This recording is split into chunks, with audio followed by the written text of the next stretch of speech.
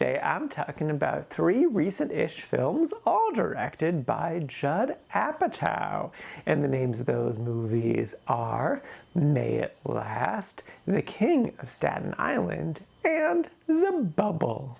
First up is May It Last, a portrait of the Avett brothers. This is a 2017 documentary film directed by Judd Apatow. I really don't do documentaries all that often just because they are like such a different beast than regular narrative films. And I'm definitely more of a casual fan of the Avett brothers. Though after watching the documentary, I'm kind of surprised I'm not more into them because like they're definitely my vibe. I like folky bluegrass stuff, like the big popular examples, Mumford and Sons, Lumineers.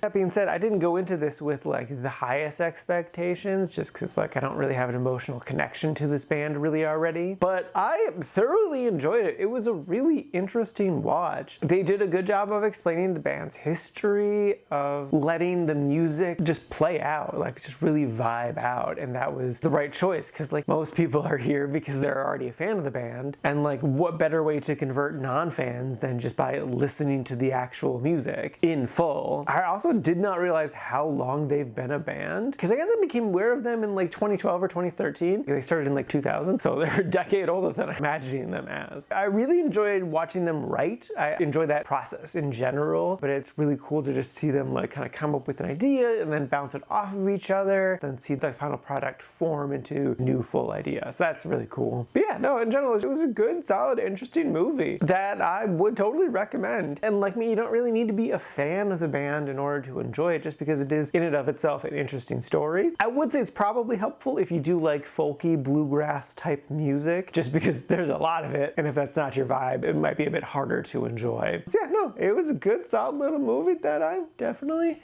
enjoyed.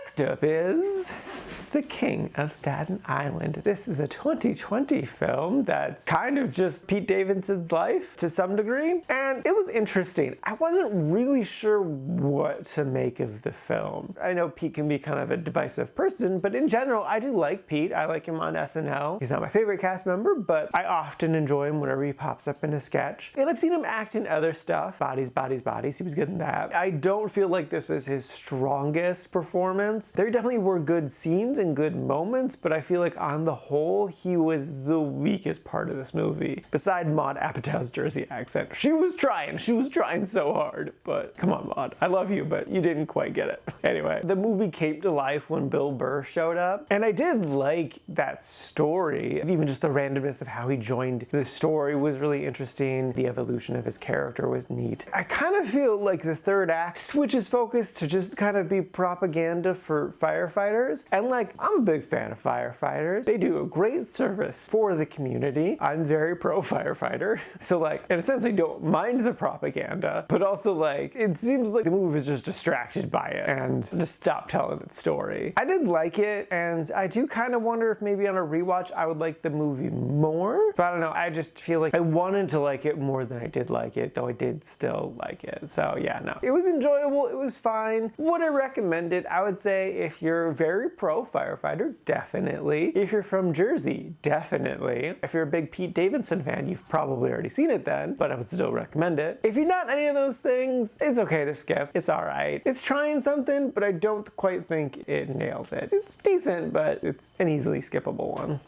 And lastly is The Bubble. This is a 2022 film about COVID. What? Crazy. Oh god. And it got really terrible reviews. So I definitely went into it with lower expectations. And it was again an interesting experience. I definitely like the concept a lot. Being on a film set during quarantine times and just kind of like the maddening nature of all that. But it was definitely way too long of a film. And like it didn't feel like it really did enough with this premise. That it was just kind of that one joke of this is what it's like to be on a film set when there's COVID shenanigans. So it just felt like the same joke over and over and over again, and it didn't spice it up at all throughout the film. And the characters would just kind of leave, and it just sort of felt weird that they were gone out of the story. I think had they either kept the story as is but just shortened it by like half an hour, it would have been a lot stronger. Or if the different acts of the film would have felt more different, had there been more dramatic of a change in each of the acts. flashbacks to really revitalize it, then it could have been better. But as is, it's just kind of fine. I don't necessarily think it's as bad as the critics made it out to be, but it's definitely not a good film. It's just an okay film. It is in the liked category, but it's like at the very bottom of the liked category. And that might be a little bit generous, but I did like the cast. Karen is a solid lead. It was fun seeing Apatow's other daughter do some stuff. So yeah, it was okay. Would I recommend it? Maybe it's like background noise or kind of like a weird look back at COVID times, but in general, not really. It's a unique little film and it doesn't quite work, but it is definitely a time capsule of the strangeness we all experienced when COVID was much more prevalent. So yeah, no, I don't really recommend it. Alrighty, now for today's rankings. First up, we got May It Last, at number 84 in the really like section. And then after that is The King of Staten Island, so number 144 in the